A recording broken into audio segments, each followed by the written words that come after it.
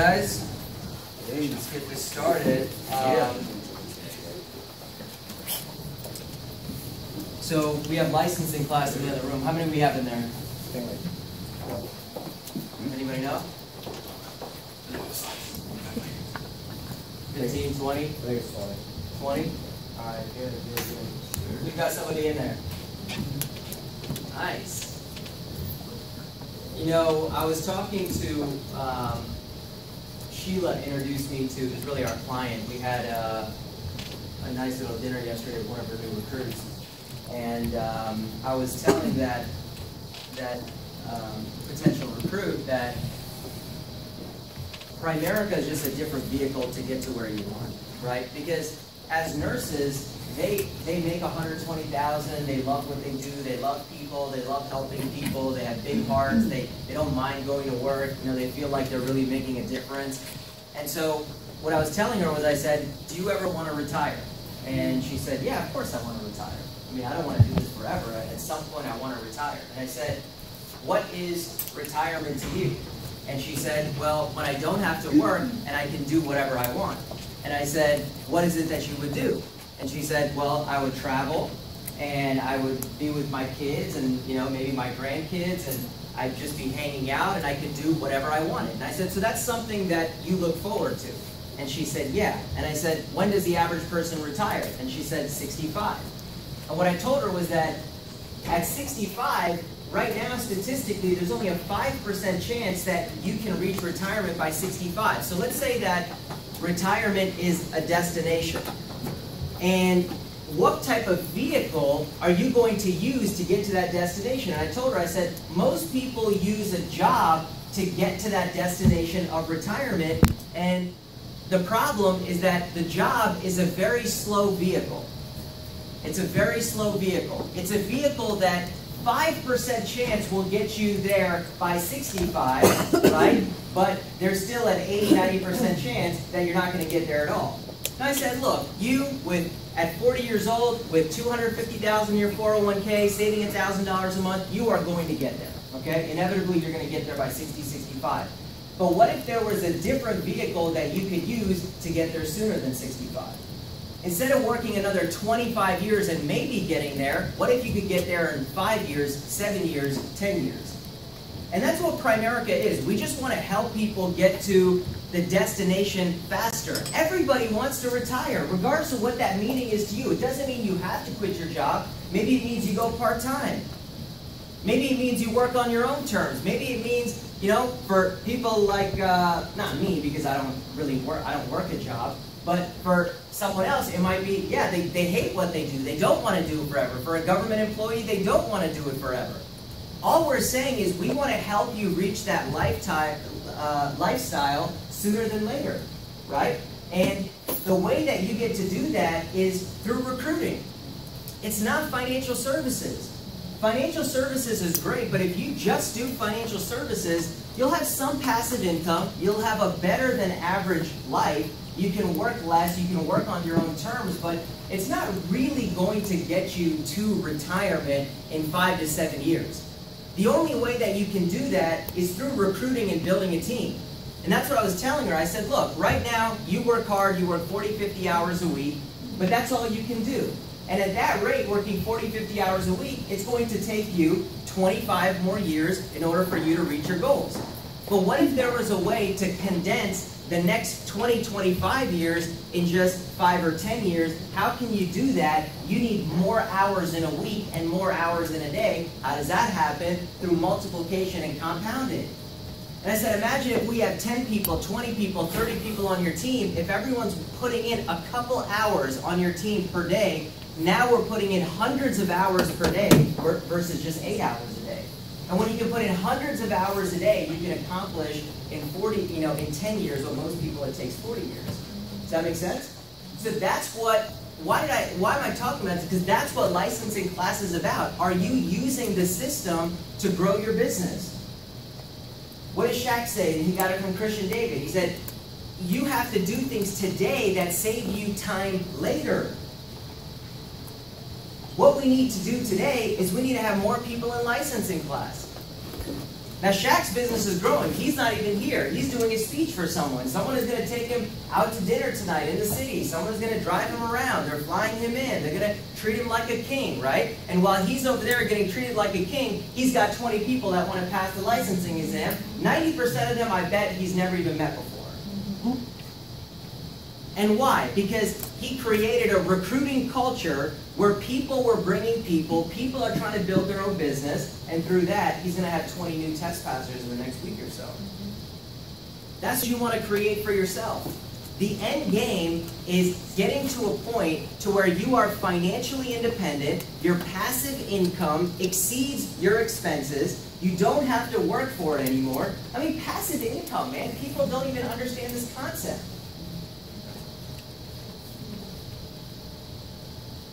Getting paid without having to work for it. It doesn't mean you're not working at all. It doesn't mean you're sitting home on the couch, although you could be. It's a smarter way to make money. But the only way to do that is through multiplication. It's through recruiting. It's through developing other people, which starts with inviting, which starts with selling them on getting a license.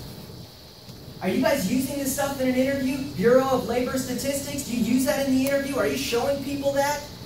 The median income for a life insurance agent is $68,000. That's the median income. The median income of an investment advisor is $128,000. If you can do both, that's a $200,000 income without recruiting. Why don't people have a license? You have to sell people on getting that license. It's not just about Primerica, the company. It's about having a license in your back pocket where you can make $500 a client part-time, no set hours, no quotas. Are you out there selling that to people? It's something worth selling. It's an unbelievable opportunity. Even to somebody that's already making six figures in the corporate world, where are they going to go where on one transaction they can make $500? And you might be thinking, well, not everyone can do, like I have someone named Sheila that's doing a bunch of transactions a week. Not everyone's going to do that. I get it. But even if they did it a couple times a year, you don't think that that's exciting? Do you know that everybody and their mom has a real estate license nowadays, right? Moms have them, corporate people have them, teachers have them, engineers have them. Teachers take the summers off and they don't have anything to do, but a lot of them become realtors. A lot of people get into sales part-time. And do you know that the average realtor in America does one transaction a year? They got that license to average just one transaction a year. And not everywhere in the country is like Northern Virginia where a home is $600,000. The average home in America is probably a couple $100,000. The average realtor is making single-digit thousands in a year. Not every realtor is making $200,000-300,000.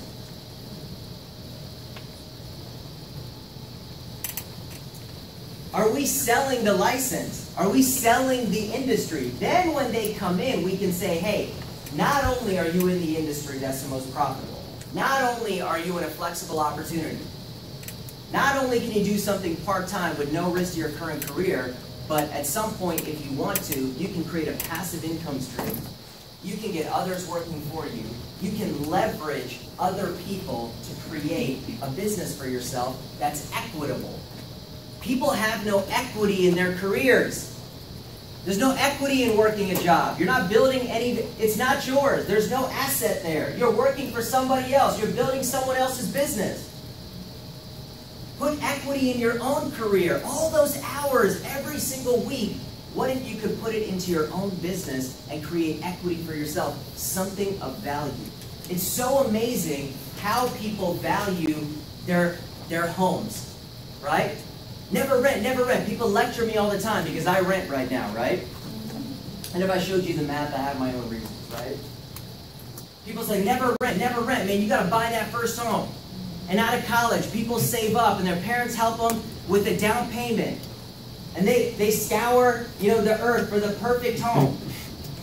And then they get that money, and then they get that loan, and then they get that home, and then they get that key, and then they walk in, and they say, man, this is mine.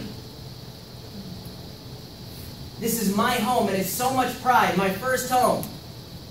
And people take so much pride in buying that first home. What about your first business? The average home is a couple $100,000. You know why people love owning a home? For the freaking tax break. What's the average mortgage payment? You're a loan officer. What's the average mortgage payment that you give to people on average? What is it monthly? $1,400, $1,500. $1,400, $1,500. Of that a month, how much is that of that is interest?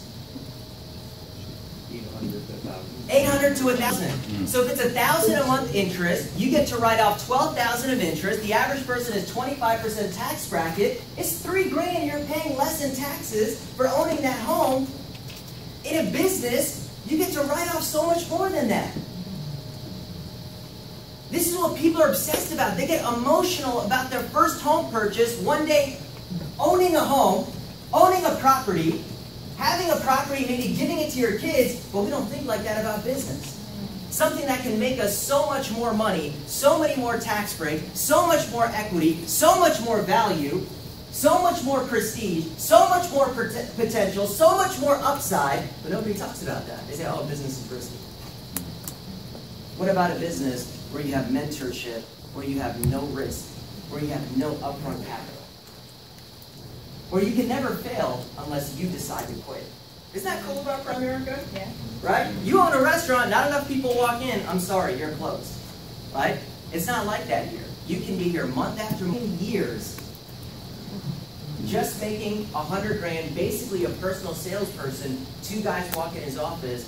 Now, 13 years later, he makes $50,000, $60,000 a month. I would stay in Primerica just to maybe get lucky like that. If I wasn't going to work that hard. Right.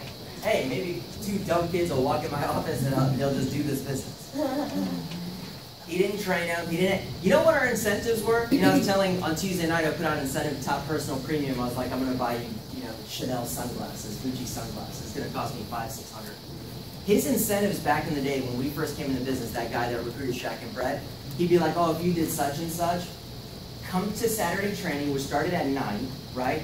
Come an hour and a half early. We had to be there at 7:30, and he would get his little camp cookout stove, and he would say, if you hit the goal, right, and you hit the incentive, I'm going to make you pancakes, but everybody else has to eat cereal. I was like, oh man, I'm going to get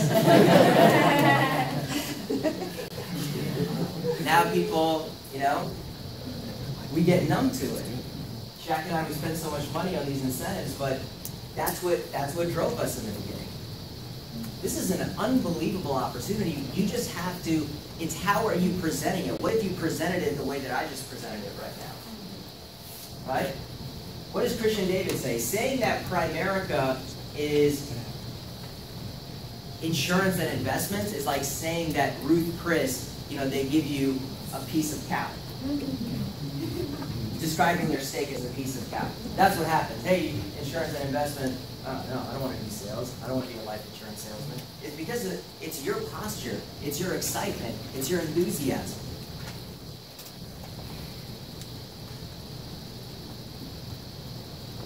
Right? How are you packaging the opportunity? A lot of things, they say this in marketing, a lot of things is packaging.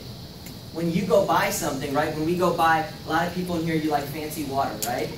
And it's like the one that comes in a glass container is different than just Deer Park, right? The one that comes in a fancy shape and has a European name, you're like, I want that one. It's the same thing for soap. It's the same thing for food. It's the same thing for clothes. A lot of things are packaging, right? How are you packaging the opportunity? Man, you got to package that thing like it's the greatest thing in the world, because it is. We're creating millionaires out of average and ordinary people, business owners out of average and ordinary people, just like McDonald's did. Right? So, let's get into the recognition. I think we have one test, Pastor, right? And that's Jen. So, Jen's doing a great job, has a brand new team out there in DC. Coming here from DC, once a week, bringing her whole team here. And as we know, top turnout queen, right? Had 106 people at the event, counting Louise's team, and now she has a new test passer, so let's give it up for Jen.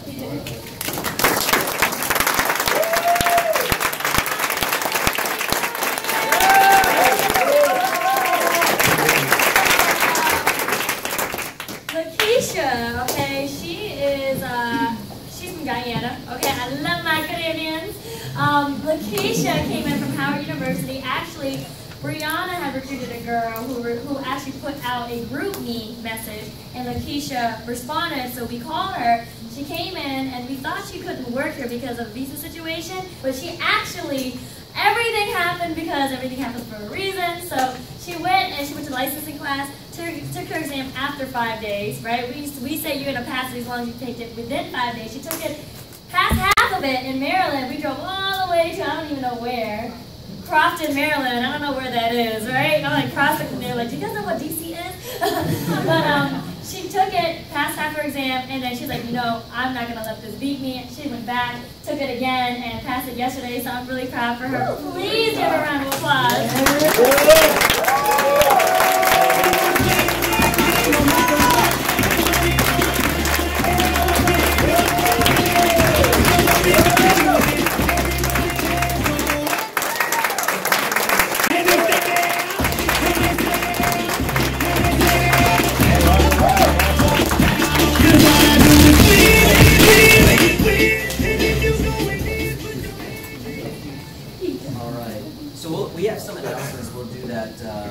In the second training, but I do want to do top turnout real quick because a couple of these guys have to be interviewed since we're not doing the orientation. So what's that? Are we ready for that? Open the. Thank you. All right, man. So again, representation of who's building a team, who's getting big, right? So let's start with, what do we start with now? District and below. District and below. District and below. All right, so stand up if you're district and below. You know what that means? It's you. Oh, yeah.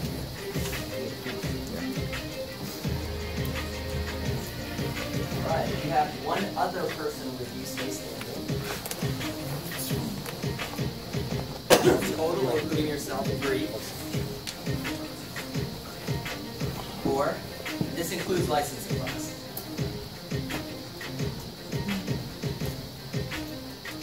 5. Okay, you got it. 6.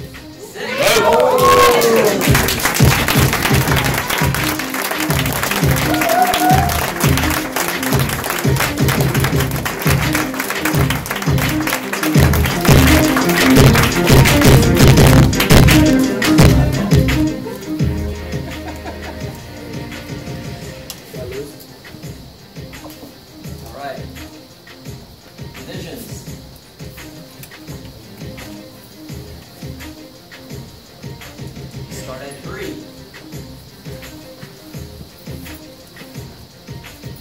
4.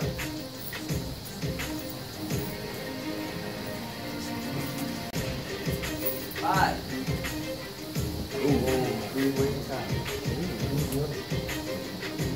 You want 5? That's bad. Alright, what's my 3 guys? Regionals.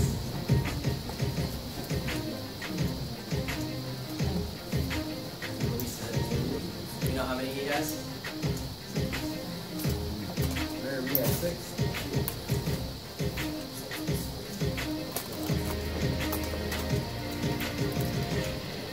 How many guys shot that?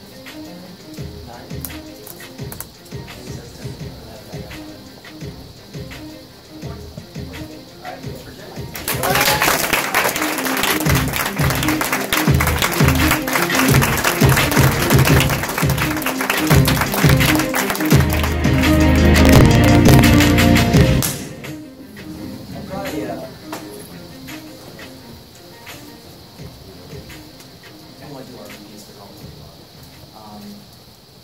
I probably didn't lose top turnout for years. You remember, right? I didn't lose it for years. Not even on a bad day. I didn't lose top turnout. And that was back when you had to have 30, 40 to win as a regional. And if I even thought that it was going to come close, I would have so much anxiety. I was almost sick before the game. Right? So people kind of just casually come here and say, "Oh, who showed up?" They take account. I'm telling you, that right there is everything. Because you're not going to go RVP with 10 people in the meeting. It's just not going to happen, right? You need 30, 40, 50 people in a meeting. If you want to be a strong RVP, right? If you want to personally produce your way there, that's great. You can make some money. But if you want to have a big business where you get recognition, you win every trip, you know, you got a bunch of studs on your team, building an attendance is very important. Now, the good news about the numbers we just saw is that it's open for the taking. Anybody can get that, right? Anyone can come in and be a new winner. So it's the competition's open right now. I know we have a couple people here for interviews, so you have somebody here? Okay, so Jen's going to do your interview, and then is Isidro in here? I think he already went. You already went? Yeah. Already went back? Okay, so just now.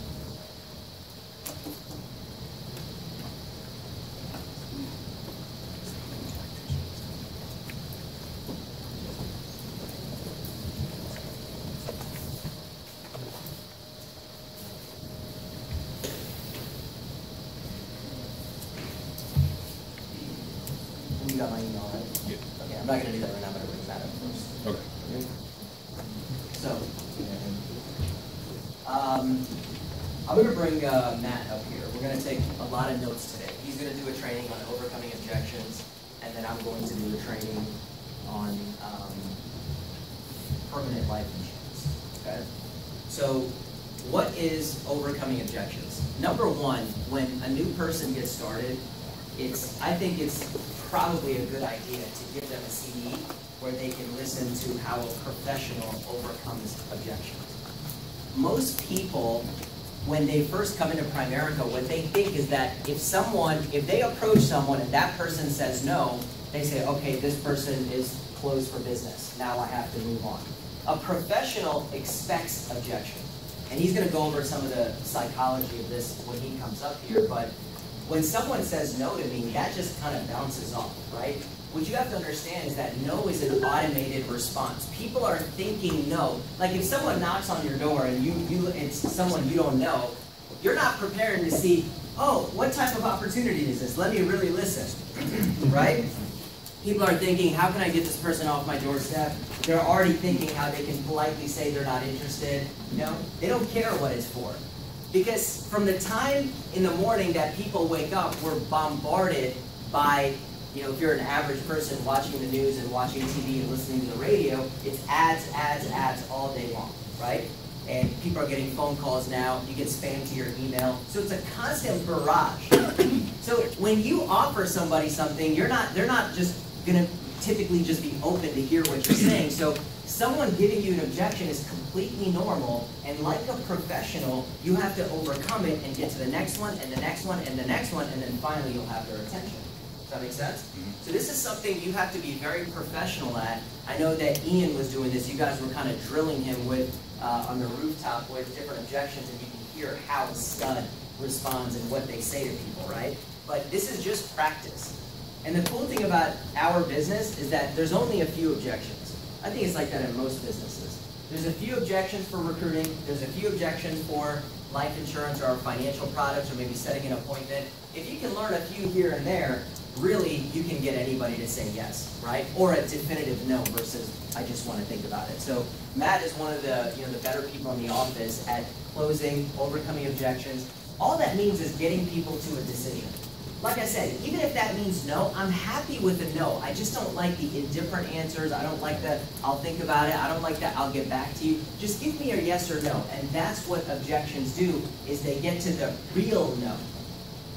Okay? They get to the real no. And he's going to talk about how we can do that. So give it up for Matt later. Yeah, Matt.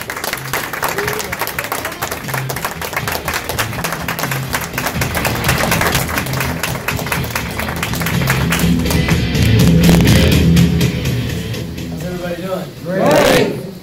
Good. So Samir introduced exactly what I'm going to go over. One of the most important things in our business, one of the fundamentals of our business, and objections are the best thing possible. And you know, sometimes people look through some of this stuff and they might think it's a little bit repetitive. And that's the nice thing about our business, is that it's repetitive. You know, business is simple, sports is simple. It's doing the same thing over and over and over again until you master it. So, you know, when you look at all this stuff and you might be thinking, you know, I've read this before. Well, are you saying it? Because if you're not saying it, you don't know. It's not, oh, I read about it, I heard about it. It's, are you doing it? Because if you sound exactly like Samir, you would make Samir's money. And that's what our business is. So the most important thing to understand about our business, though, is when to close. And the number one time is when they're giving you positive stimulus at the right time. I remember a few apps I closed last month, I didn't finish the presentation. They were just like, okay, how much coverage do I need? Okay, I'm done presenting. Why would you keep explaining? Why would you sell past the close if they're just like, how does it all work? How do I get started? How does the problem? If they want it, help them get started. You see, we always have a tendency, especially me because I'm a technical personality, if I'm not done with the presentation, I'm like, oh, but you need to learn this one thing, Omar. You need to keep learning, right? You need to know everything. But they don't care. And the reason they don't care is they're already ready to write you a check. They want it. So, best time to do that is when they're favoring your test closes. You know, there's a lot of test closes throughout the presentation. Like if they have no insurance, a test close is, you know, if we can put together a plan that fits in your budget and properly protects your family. Gino, is there any reason why you wouldn't implement that plan? He said, oh, there's no reason I wouldn't implement. Okay, great. And when you ask those direct questions, you're going to get the objections. And then you're being more efficient with your time. And by the way, if you're direct with people, you actually come off as less pushy and less salesy because they know exactly why you're there. Hey, I'm here to help you with this. Let's figure this out. And they'll tell you the reason. And people wouldn't be asking you concerns if they weren't interested. See, who in here has done a presentation and the client's just like, yes, nodding along, yes, I understand, yes, yes, yes, yes, yes. Who thinks that's a good thing? No, they're not listening. They're not listening. Exactly. See, people know when I'm not listening because I do the same thing. I'm like, yeah. But, and that's human nature. I have a very tiny attention span and so do clients. So, if you think they're listening, them nodding along, they're not listening. You want to ask them thought-provoking questions because that keeps them engaged. And it leads to the close. So, never argue though. Never use anger, never be sarcastic with a client. You know, it's gonna make it high pressure, it's gonna make it awkward, and you know, you could win the argument with people. You know, Bosh, you can say, I told that person, I told him he was an idiot and he knew it. Well, did he buy? Doesn't matter if they don't buy. Now they just dislike the company. Never attack them. Always put space between your prospects and their objections. You always want to be agreeable. I never want to prove my prospects wrong, meaning I'll say things like, hey, Bosh, I understand your concern, and you know, you're absolutely right. Let me tell you something else to add to it. I'm just adding to it. I'm giving them more than they already know. But you're very smart, man. I wouldn't challenge how much you know. And that's what I'm thinking in my head because I want to be agreeable. People like working with agreeable people. And when they become more emotionally attached to you, they're more likely to buy because they buy on emotion and then justify all of those decisions logically.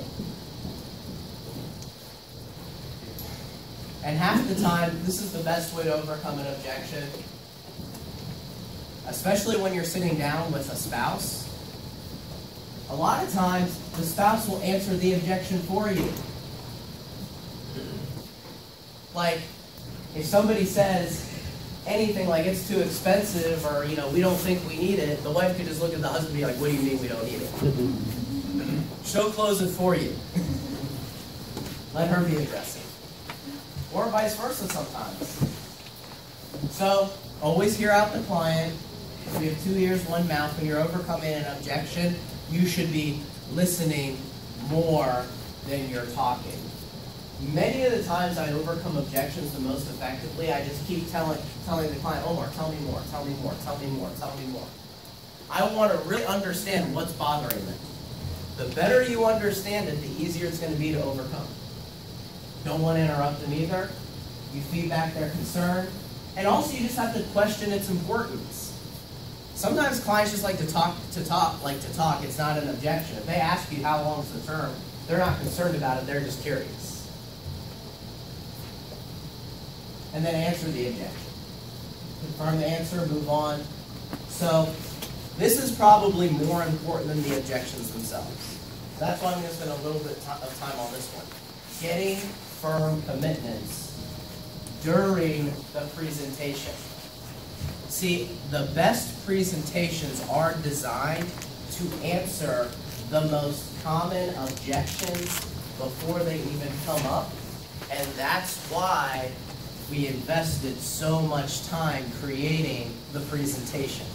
So if you're not following along, you might be avoiding some objections that you forgot to answer on the front end, and then it's going to come up later, and then you're going to present, get to the close, and the client's going to say, let me think about it, I'm not sure how it works, let me shop around. And now because you've already asked for a check, you're going to definitely come off pushy. If you're overcoming these objections and bringing them out on the forefront, and we haven't even talked about how much it is or how it works or anything like that, it's just going to go a million times smoother. So, just different commitments when, throughout any kind of data collection presentation. If you're talking about retirement, I love talking about retirement because I can just ask a simple question. Hey, is retiring important enough to you that you commit to setting aside money every month? If they say yes, that means they got money for insurance too. And you're asking them to move their money from checking to savings. You're really just figuring out where they have money. So where would this be in the new presentation? The $200 a month. Compound interest. That's what that is. You figure out they have $200, you've eliminated the money concern. Commitment for insurance. What does that mean? We put together a plan, fits in your budget. So, you always want to make sure they give a yes answer. You want to make sure it is a strong yes. See, you're going to get let me think about it right here. Once you're asking for money, there's no more thinking.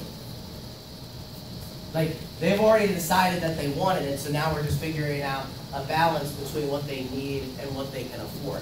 Let me think about it is not an appropriate answer if you do a good job on the front end. Because I'm going to ask it very strongly. Is there any reason you wouldn't put together the plan tonight? And if they're like, I think if it makes sense, that is a warning sign that it's probably going to be tougher to get tonight. I would even question quoting that person. I would just get the information, say, and you know what? The reason why I'm asking, and I would like to know, is I'm going to spend a lot of time working on a plan for you.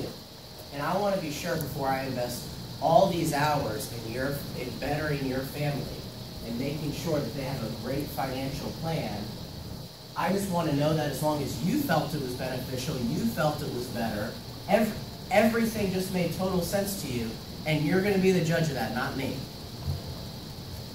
When that happens, that you'll go ahead. Is that fair? And again, that's the only reason I'm asking. So I'm going to invest a lot of time in you, and I just want to make sure that you're giving this the same consideration. See, when you ask a very hard commitment and you can tell that they feel a little bit awkward, just explain to them why you're asking. You're not telling, and by the way, that's going to take a lot of pressure off of them, because can everybody be closed the first night? Or do some people require 2 visits? So if it's awkward, explain to them why you're asking the firm commitment. Then they're not going to be offended. You're like, listen, the only reason I'm asking is I am going to be working on this when I come back, so I just want to make sure this is something you actually want, and I'm not doing it just to do it. Tell me now, because I'd rather not take the time. You know what? If the client realizes that you're going to spend time making a plan for them, do they really want to waste your time either if they weren't serious about it? And you know what? What's good about that is when you set the second appointment, when you go on it, you know you're going to close. Because if you go through this, they will cancel the second appointment. Don't worry. Wouldn't you rather have them cancel the second appointment than go, drive 30 minutes, spend an hour, and then they're like, I don't want it. Let me shop around first. So this eliminates most of the objections. This is going to bring out all of the real objections on the forefront. That's what we want. And honestly, once you've asked for that commitment, the presentation's actually done. Now you're just explaining to them what they need. So, what are some objections you'll get when you start asking that question? Let me think it over. That's fine. Obviously, you wouldn't want to take your time thinking it over unless you are seriously interested, right, Ian? Right. And since I know that, since you are interested, I can assume that you're going to give it very careful consideration. Yes. And you're not telling me this just to get rid of me, though, right? So, just to clarify my thinking, for when I come back, what is it that you're most concerned about right now? Like, what is it that you're really thinking about right now? Is it my personal integrity? Like, was it anything about me? Is it the coverage, how it works? Is it the length of the term? Ian, honestly, is it the money?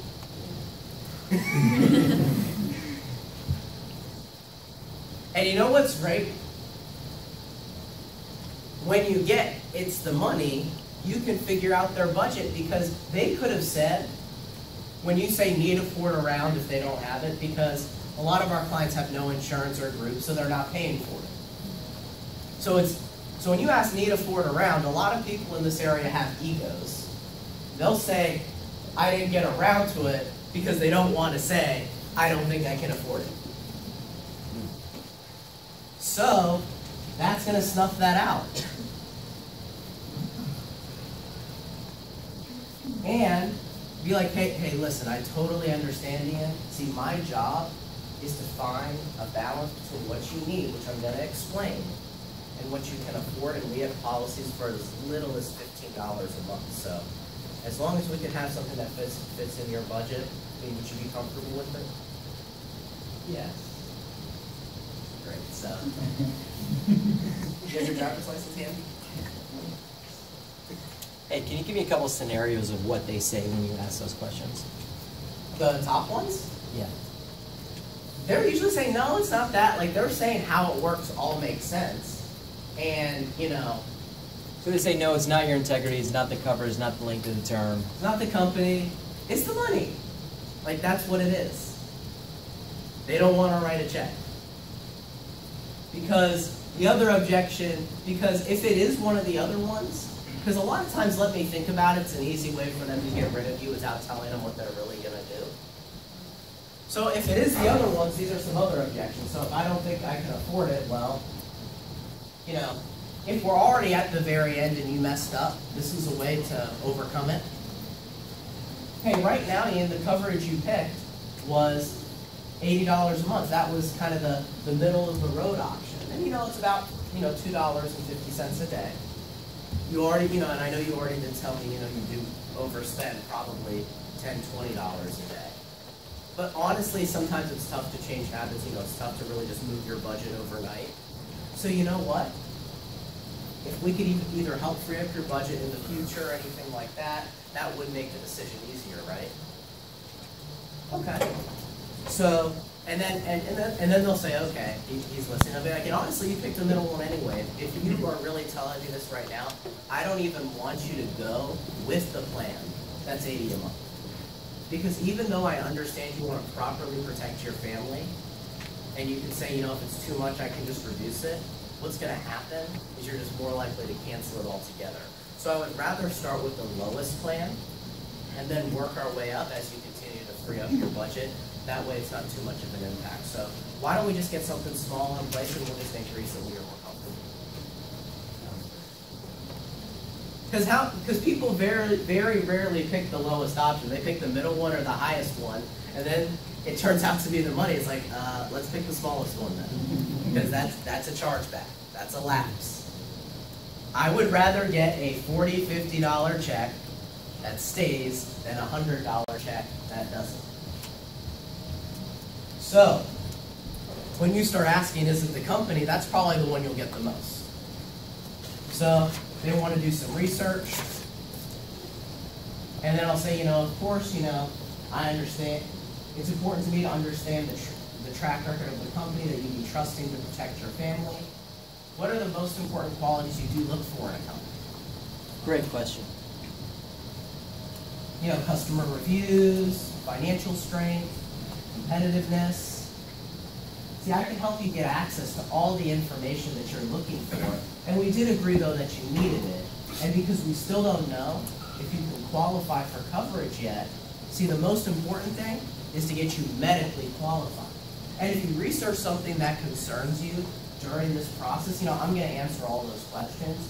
And you'd also be conditionally covered during that time. So if something were to happen to you, we would pay the claim as if you were already a client. And it would make more sense to do that research with the coverage, right? Yeah. But that doesn't address the third-party kind of approach. So, for example, if it were me and I was saying, when you were saying, oh, I can help you find that, well, you're a vested interest. You're somebody who's got, I might trust your integrity insofar as that you think what you're selling is a good product, but I may not. If they say price, if they say whatever, yes, I can help you find that on the same third-party websites that you can go to, but I can do it a lot faster than you can do it, and I promise nothing's going to come from our website, our company. So absolutely, I think that we do it for investments all the time, right? We compare returns, we go to Morningstar, we go to all that stuff is third-party. So wherever you're going to go, I can go, but I can get the right stuff for you faster, I promise. Whatever it is that you want, I can help you find it. But she's being honest. What they're looking for is negatives. That's the most honest answer. Now, no client will actually say that. Nobody ever says that. They're thinking it. They're thinking it in an interview, and they're thinking it in an appointment, because that's human nature. But you can find negatives on anything. You can find negatives on restaurants. You can find negatives on service companies. You can find negatives on movies, right? That is not a valid thing to say that I'm looking for negatives. Ha ha, come on, Mrs. Klein. You can find negatives on anything.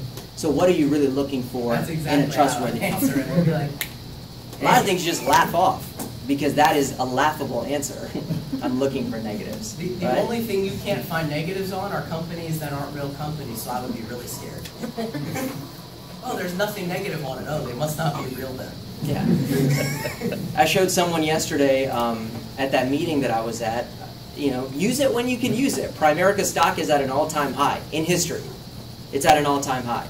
Yeah, the market's going up. Our stock is at an all-time high. 100% of our investors are institutional investors.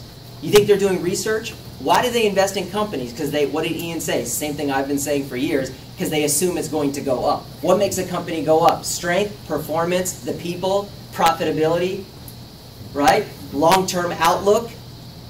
What do you look for in a company? I can help you find it. Absolutely, I can help you find third-party stuff. What do you look for? That's the key answer, right? That's the key question. Because if they look for negatives, I'll tell them, I'll be like, hey, the one negative you'll see is that, we're not always the cheapest. But if you go over term versus term, which I do on every single appointment, but I'll ask them questions like, well, do you think an extra $15 a month is worth being able to keep your coverage to 100 just in case you need it longer? Maybe you don't, but just in case, is it worth $15 now, 50 cents a day now, to make absolutely sure that at year 31, you can still keep it? And if they don't think that's important, then I'll be like, well, honestly, you showed me your 401k, you're not saving 20% of your income, so how are you gonna get there? Because, hey, if they don't want to spend a lot on insurance, okay, great, you better be saving $1,000 a month, $2,000 a month. It's like you're either saving a ton of money or you're spending $15 more on insurance. You can't have both. And even if they are saving money, to have that option, Yeah. what's it worth? Yeah, the option's still valuable. So it's and by the way, the whole price should never be an issue. And a lot of the companies that sell those ultra cheap terms, they, you know, Ian was talking about it on the rooftop. And actually, you know, I was looking up a company, and in the fact of in a matter of in a year, their financial strength went from A- to B+, even though interest rates have been going up, because they were making a living selling cheap term. It's Genworth, right? Yeah. Wow. Like, they were at A- just a few months ago. So it's now look, I mean, that's why we do the things we do. We're not just going to cut rates because we actually want to be able to pay our claims. So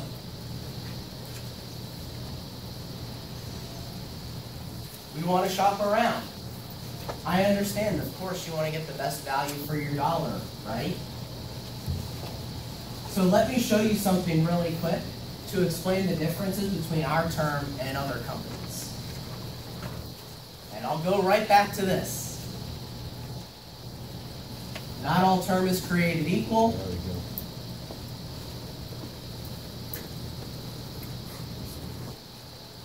See, with most terms, when your term is done, it'll convert to a cash value policy. And I've already explained how that's not something you want, right? And if you wanted to try to keep your term, the renewal rates are unaffordable, but if you're healthy, you can reprove your health. But 20 years from now, is there any guarantee that you're going to still be able to get your coverage at the same rate? And I'll go through the example, but I'm not going to go through that right now. Basically shows the premiums explode.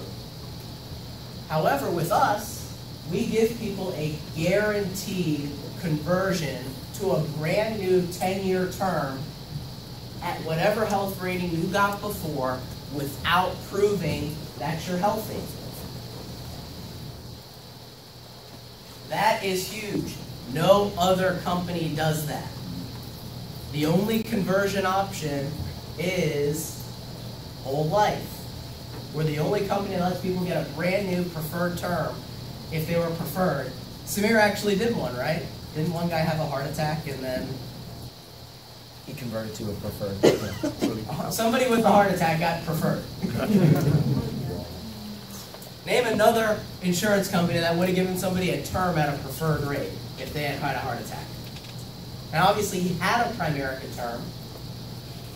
So that's what I'll just explain, which I kind of went through and answered this objection on this slide earlier, but is it important that, because the truth is you're going to shop around, Peter, and you're not going to really find something that's any more than $20 a month different, unless there's something seriously different about the policy, because most companies use the same mortality charts. So honestly, if you see something that was drastic, we're not really comparing the same product, so we really want to investigate what the differences are. This is an example of what the difference would be. And actually, would that extra $20 a month be worth it if you knew you could keep it till 100 just in case? Is that something that's valuable? Okay. I mean, that's the one I do a lot because, see, most companies have the terminal illness rider.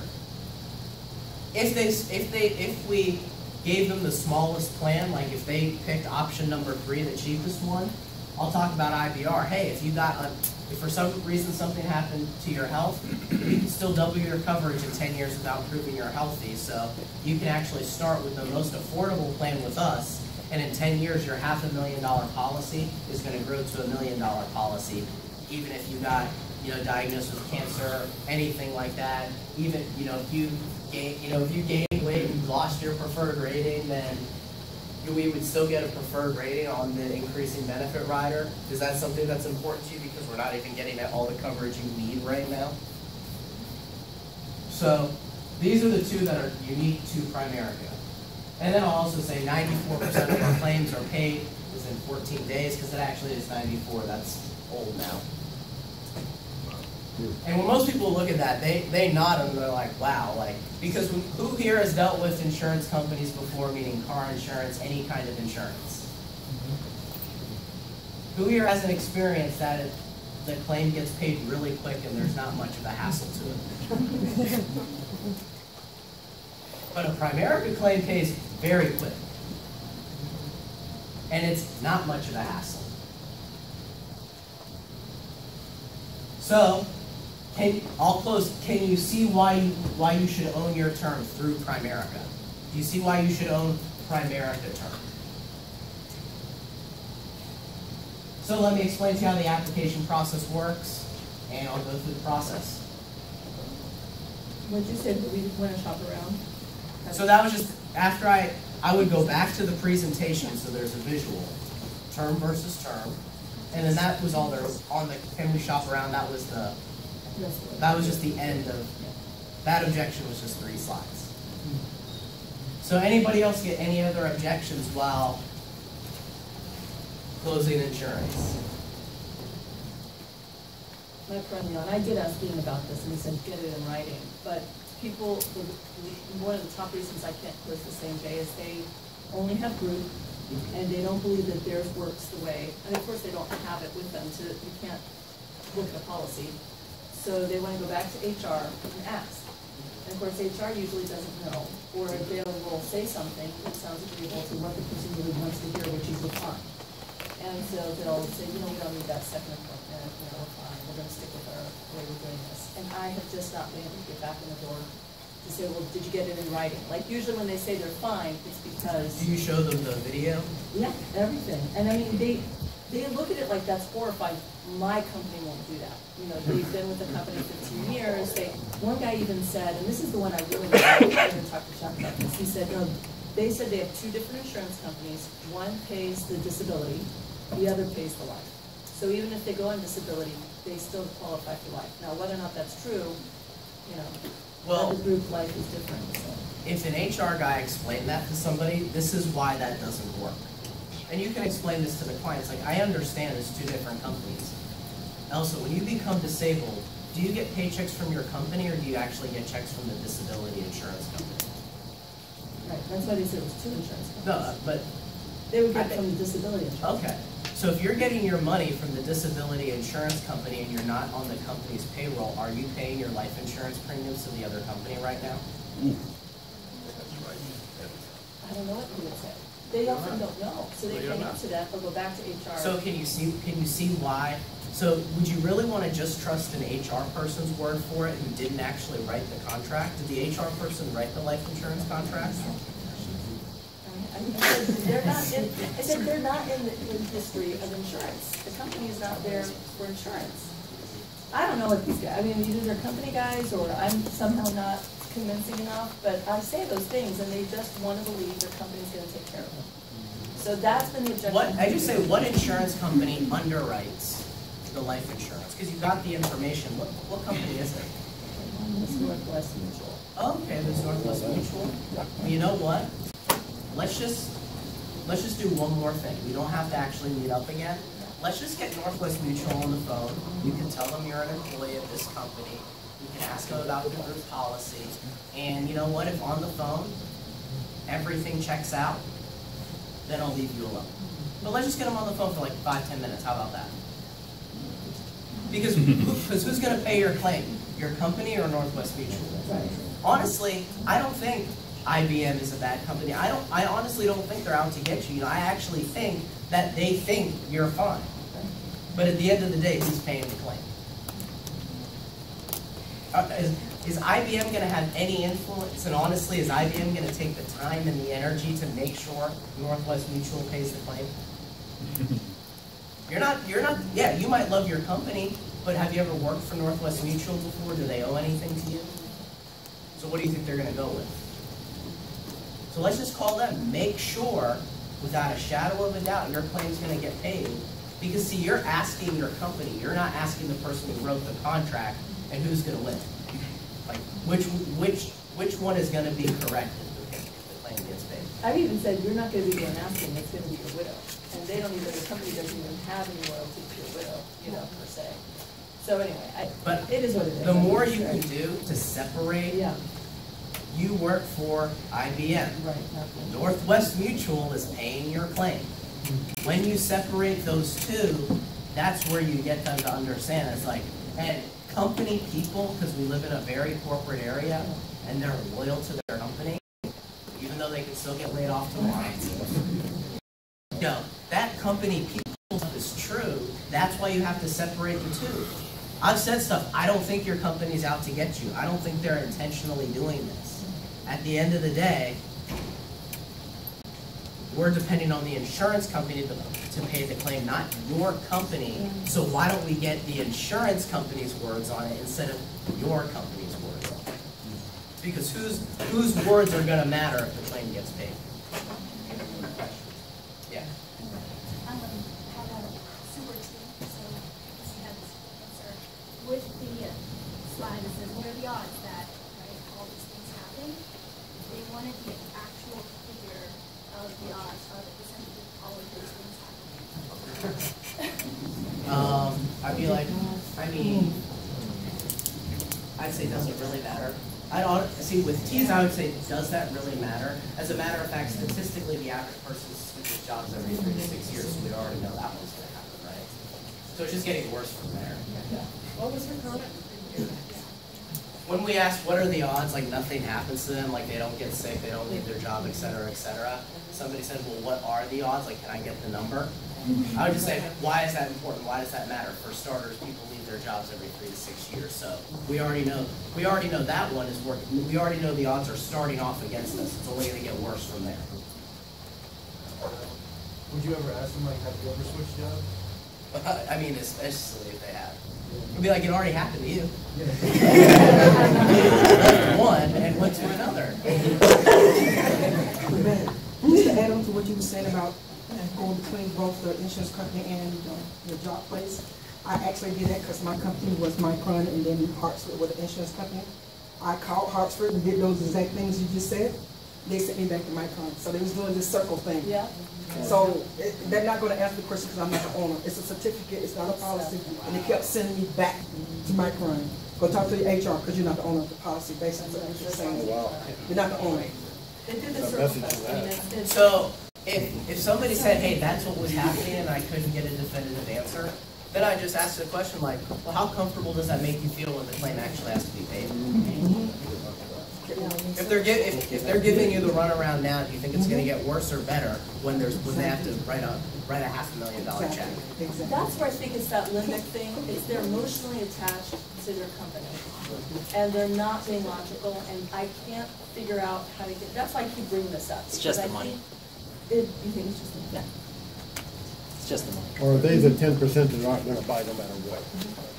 You know, the 10% and those things, Yeah. could be, no matter what you say. Their mind's made up.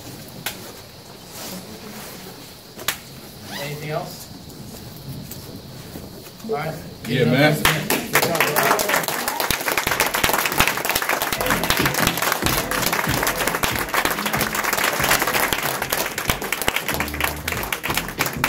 So let's take just 2 minutes, stretch out, and then I'll come up and I'll finish training. Just take a 2-minute break.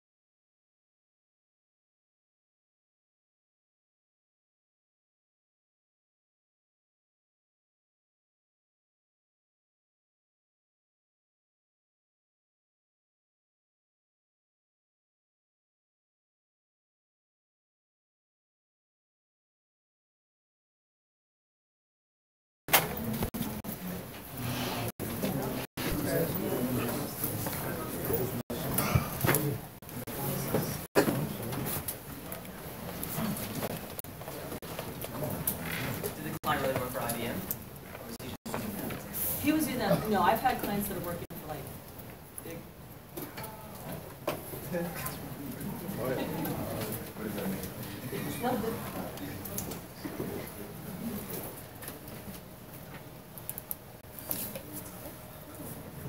You know, what we need to do is we need to come together and use each other's resources so that when you get to the kitchen table, you have an unlimited amount of resources and information to be able to bring to the client, right?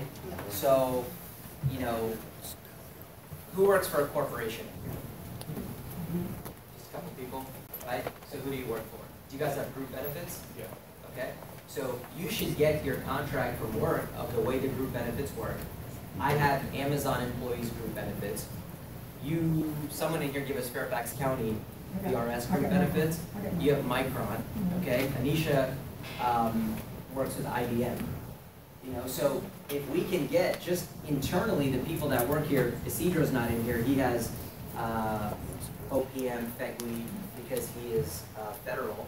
I mean, if we put all of our resources together, we will have, you know, we'll find somebody from Booz, we'll find someone from Deloitte, we'll find some, so all these people that you're running into will already have all of their contracts. We can put it in Google Drive, and then when you guys go on appointments, you can just pick those out, right? Because these are just ridiculous arguments that we can have very quick answers for. It's the same thing when I used to go in and I used to give my argument for whole life cash value as a young agent, and people would just, like she said, oh, mine doesn't work that way. Then I started saying, why don't I just show them a policy, whether they have theirs or not? And I started doing that in the field where I would take, you know, other Primerica people, they'll have a sample, you know, just a couple pages. I would just bring out a real client's policy, you know, and I would show that to people and say, look, this is a real New York Life. And then it became from 1 to 2 to now I carry maybe 20, 30 policies between what I have in a Google Drive, what I have physically in my backpack, and I show people this stuff, and that's how I close. And me and Matt were just talking about it. When I first started, we were carrying around cash value. You'd have to have a universal, you'd have to have a couple whole life policies. Now it's getting to a point where I'm having to start carrying term policies, because that's where the battle has gone to, is term versus term. If you hear the stuff that he's saying, he is right now the best in our office, term versus term. It's unbelievable. He didn't even give you 30% of the stuff that says to clients.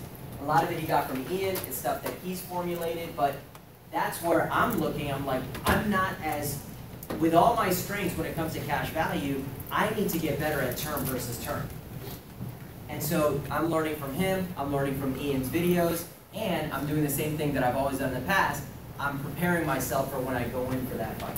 You know, when you go and you sit with clients, take pictures of their schedule of premium. Now, before, back in the day, it was like, hey, let me take that back to the office. We have an envelope. They take all their documents, stuff it inside. You know, only 1 out of 4 people were comfortable with that. Now it's like, you just take snapshots. Hey, I'll look at this later, boom, boom, boom, right? And it's all on the phone. You email it to yourself. You have that document. And then as an office, we can pull those resources together, and we can be better prepared, okay? I wanted to show Matt this, but I'll show it to everybody. This is a policy that Anisha's friend sent to me, okay? So, is this the one I sent you, you know, right? So this is Guardian, so look at this, and I blacked out the name, okay? So if you come down, right? If you come down, this is a $1 million term life insurance policy where it was cheaper than ours. Number one, and I didn't look in this one or not because it didn't really come to that, but a lot of cheaper insurance policies don't have terminal illness riders. That's one thing that you want to look at. And I didn't look at that, whether this one had it or not. But look at this. This is interesting. So the guy has, go up real quick. Let me just read those last couple things. Right? So term policy renewable to termination date. So we'll look at that. Level premiums during level premium period, obviously. Premium increases at the end of level period, obviously. Right? And policy convertible as provided until the date shown. So you have a certain date that you can convert it. When they say convertible, what do they mean? Renewable is when you keep a term. Converting is what? Converting to cash value whole life. Okay? And let's go up. Okay, so let's look at this. Term life insurance policy. It's a 30-year Level premium period is 30 years. Look at the termination date. Right? Renewable until when? Termination date. When is the termination date? 30 years. It's not renewable until you're 95. It's renewable, which means you keep it term. It's not even an increasing policy. It's only 31 years. Okay? Now watch this. So, bring this up a little bit. This is amazing. The term policy for $1 million is $1,340, okay? Which is maybe like $100 and something a month, like 110, 112, whatever it is. Year 1 through 30. Now look at this, Matt. Year 31 year only. You can only extend it 1 year, and the annual premium goes to 62. There's no 32nd year.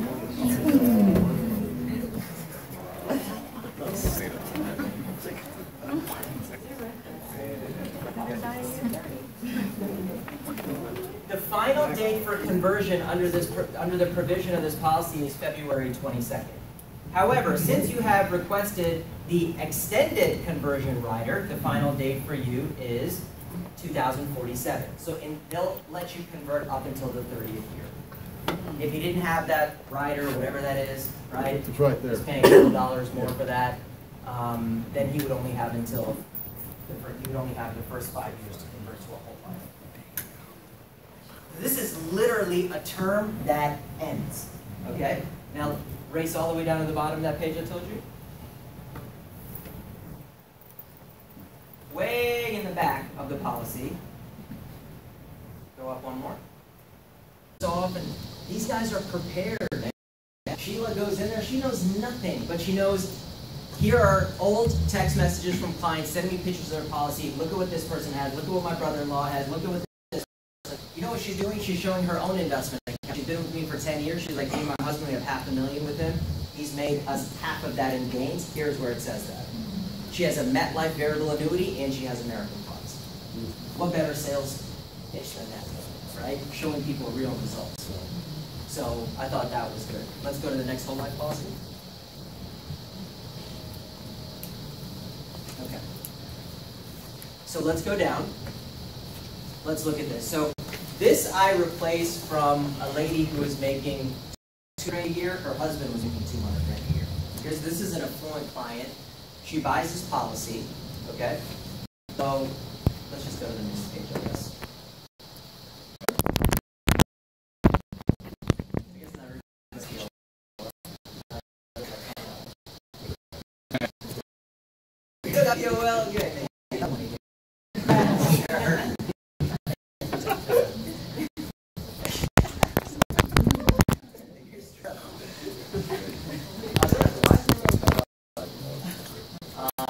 So 250,000. How much is it?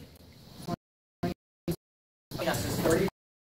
Okay, 157. So the difference is how much? 127. 30. Right? So she's overpaying by 127, which we know the math because that's 1524 a year. That she's overpaying. Now after overpaying 1524, she has no cash value. After overpaying for 3,000, in the second year she's overpaid 4,500, 6,000. In the fourth year, her cash value is 250.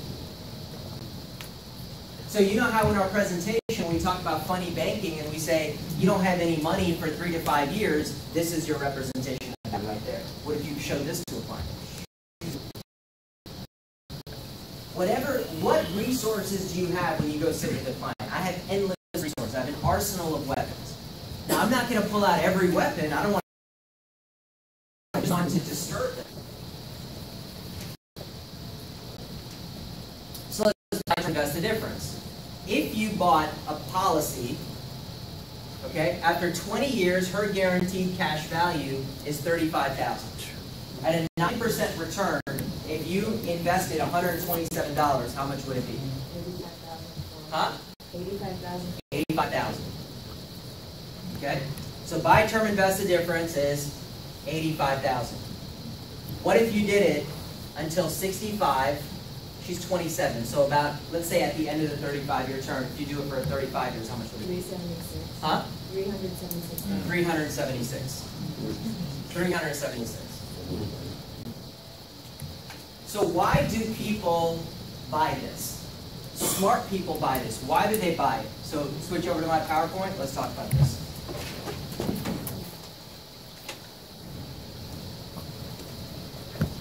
You got to know the arguments for the other side better than they do, right? So why do people buy it? What are the perceived benefits? Number one, that it lasts your whole life. Hey, you want an insurance that ends, or you want one that's guaranteed to last your entire life? It's a very easy question that they have.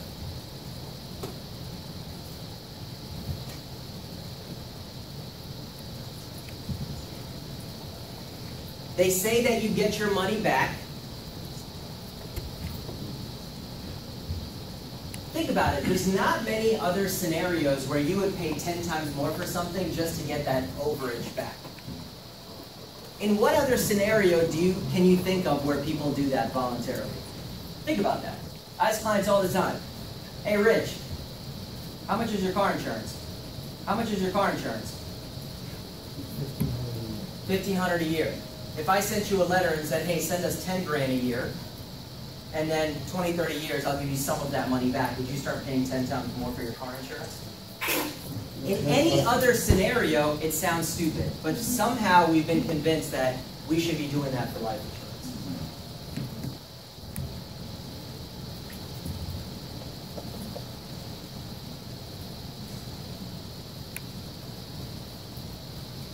They say that I can borrow against my policy. Now, we're also trained, we say, oh, why would you want to borrow enough? But to a client, they think that that's an added benefit. Most of the time, it's because no one's presented them with a cheaper option. So they're like, hey, if I have to pay $500 a month, and once in a while I'm in an emergency, I need some money, that's an advantage, right? And later it's explained, hey, you're borrowing your own money. Tax deferral. Tax deferral. I can put my money in, and whatever growth there is, whether in a variable policy or whatever, or in a whole life, it grows tax deferred, and it's a safe investment. So if someone says, yeah, well that $98,000 is guaranteed, you know, what rate of return did you put to get that 3-something? I say I put 9%. And they say, well, that's a riskier investment. This is a guaranteed safe investment. I say, hey, let me ask you this. Do you have a 401k? Yeah. Let me see a statement. Let me see what company you're with. Let me see what funds you're in. And I can usually find 2 or 3 funds that they're invested in right now that are doing more than that, not just mine. So you're already using a vehicle that's getting you a double-digit return. All I'm saying is, instead of giving it to a whole life company, why don't you do more of that? Does that make sense? So the 9% isn't only happening in my world, they're currently utilizing vehicles in their own life right now that are helping them achieve those types of returns. Does that make sense?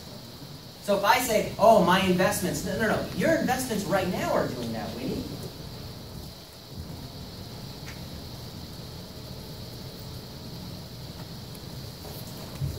Look, you don't want whole life, you want the benefits of whole life. Think about that. Isn't that they want the product whole life, or they just want what whole life does? What does whole life do? It leaves assets for your heirs no matter what age you reach. Isn't that true? They don't just want whole life because it's whole life, right? They want whole life because of what the perceived benefit is. I want to leave assets no matter what age I am. Yes or no? Client says yes. You also want whole life because there's a savings component, right? You like that savings. It's guaranteed, it's tax deferred, you can use it at some point. So it's not necessarily that you want a whole life, you want these things. Now, if we can help you achieve those same benefits outside of a whole life and less consequences, is that a strategy that you'd be interested in? Because right now, The consequences of using your strategy to get those benefits is what? When it comes to your savings, the cash value goes to the company when you die. What did Ian say? In the 20th year, that $35,000, if you're keeping my 35 and you're giving me 250, you've only really given me 215. So you want to leave assets to your heirs, you want to have a savings account, but the consequence is that that cash value doesn't belong to you when you die. That cash value, if you do use it, it reduces the insurance. A lot of clients don't know that all loans reduce the face amount proportionately. Here's a funny thing that I talk to clients about. I say, hey, if you have, I believe in investments and insurance, okay? I just don't believe in putting your investments inside your insurance. Now imagine this scenario, Mrs. Client. You call me and you say, I need 20 grand because I'm going to buy my son a car. I send you 20 grand. Am I going to call your life insurance company and tell them to reduce your coverage by 20,000? How weird does that sound? But that's what happens in your whole life.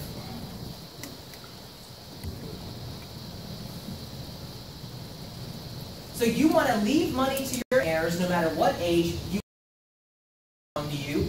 It reduces your insurance when you use it, and the ending balance is only 10% of what it could have been, costing you hundreds of thousands of dollars doing it your way.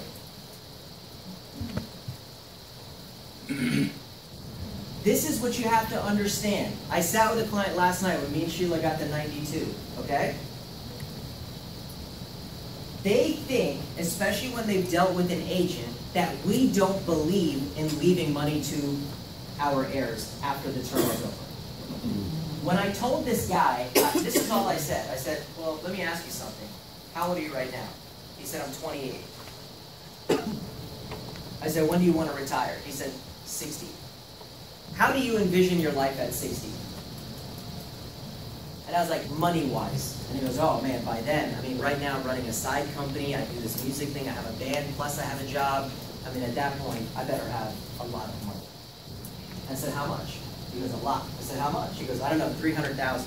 And I pulled out a financial calculator. We looked at how much he was putting in his 401k, and I added in how much I was saving him a month on his term policy. And I said, look at the projection. You have over $1 million. Now, if you have $1 million at that age 60, and my term, let's say you decide to let it run its course and it ends. If you die, what does your family get? Right? With no insurance, you have no insurance, but you've reached a point where you can retire. What does your family get? He goes, nothing. I said, listen to me again. You're in a position where you can retire. You have a bunch of money. You die with no insurance. He goes, oh, they're going to get all of that. I said, exactly. Now, if I come to your family and I say, here's $1 million, are they going to say, wait a second, does it come from an insurance company? Or they don't care. $1 million's going to catch them. Right? They don't care where the money comes from. Does that make sense? This concept, see, well, we're not saying that we don't want your family to get anything. We're saying they're going to get something now. They're going to get something in 40 years. It's just where the check is coming from. I want your family to have the same things. I want your heirs to get something if you were to pass away, God forbid. But I also want you to have investments all along the way. Investments that are going to be 10 times more than what it would be if you did it your way or the current way. Investments that you don't have to borrow, doesn't reduce your insurance, right? And if you die, you actually get it.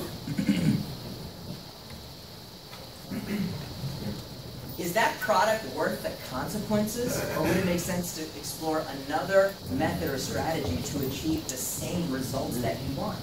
You want the results, not a product. You want the same results. Let me show you how we can get the same results. More insurance, lower cost, more savings, more flexibility, more ownership. If they ask you, so okay, if I'm putting my money in savings, how do I get it out? Like, how do I get back if I need an emergency? So the whole life, you can pull the money out of benefit, but with saving my own money, it's deferred to the time purpose, and that is happening. Why? It's in the Roth IRA. Why would I? I don't always put it in the Roth IRA. So you just talk It's about always, the guy I talked to last night, I said, look, there's two types of accounts. His he was his financial, he didn't understand all this stuff. I said, there's an account, just like your 401k, you put it in, it's gonna be there until 60. If you want something with more flexibility, where you can take it out anytime you want, no taxes, no penalty, we can put in just a regular mutual fund.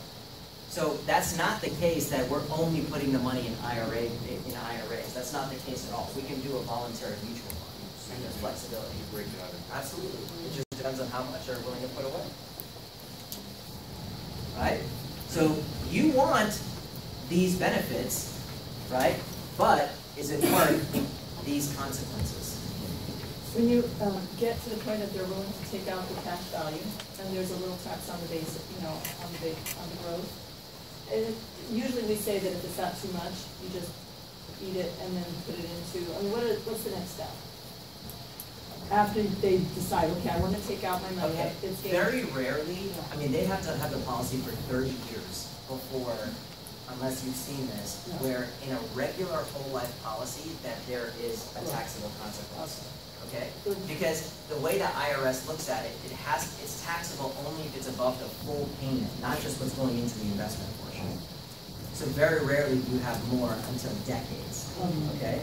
Now, if they've had it for decades, or if it's a variable life insurance policy where it was in mutual funds and there is substantial growth above and beyond what they put in, which is the principal, we would do a 1035 exchange into an annuity, where at that point you continue to defer all the taxes. So those are when we need to use regulators.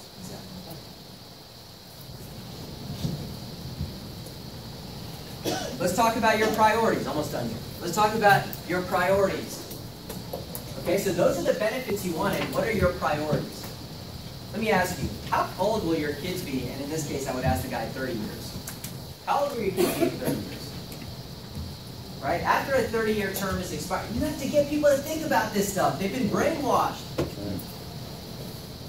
You think they've already thought about this. They haven't. How old will your kids be in 30 years? One of them is 6, one of them is 8. 36 and 38. They'd be older than you are right now. Are you waiting for something, God forbid, happen to your mom so you can get $500,000? No, you're working. You're supporting yourself.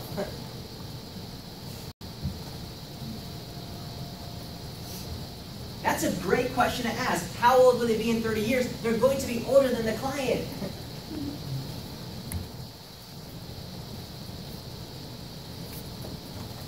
Let's talk about priorities. Fast forward 30 years, right? What do you think your main concerns are going to be in 30 years? To make sure that your grown kids that are 35, 40 years old are going to be taken care of? What do you think your real concern is going to be at that point? Retirement. Look, this is a very financial advisory thing to say. I've said it forever, and it's great, and it's true. I have to look out for you now, but I also have to look out for the person you will eventually become. Right?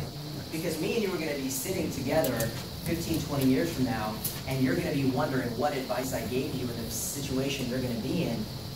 Yeah, I get it. The 30-year-old right now, 30-year-old you has some priorities, but I got to think about the 50-year-old you too. 50-year-old you as well. That's why I want to focus more of this on a high-powered investment account that's going to get you self-insured where you can actually retire. Get them to fast forward and think about that time. So buy term, invest in difference, as we know, significantly higher coverage when you need it most. That's what people don't understand. When you have this lady is making $200 grand a year and has a $250,000 policy. That's what people get that are making 30 grand a year. But why do they get, see, people who buy whole life are typically underinsured because it's so expensive. So you underinsured your family because of these benefits that you were going to get in 40 years? You missed the whole purpose of life insurance, which is when your kids are young and your debt is high and you don't have enough savings, you need them to get a substantial benefit. Whole life focuses too much. You've turned the benefit back to yourself. It wasn't supposed to be about you. Oh, but I get money back and I can borrow and why are we talking? This is for your family. You're underinsured. We can give you more coverage on a term, right? Much greater your return on your investment, which is obvious, right? Also favorable tax treatment. So if you want that tax treatment, I can put you in IRA. Matter of fact, I can put you in a Roth IRA. Not tax deferred, tax free. The money could be liquid if we wanted it to be. And you know how you want your heirs to get money? Well, instead of $250, how about they get $1 million? So doing it my way, they're going to get more.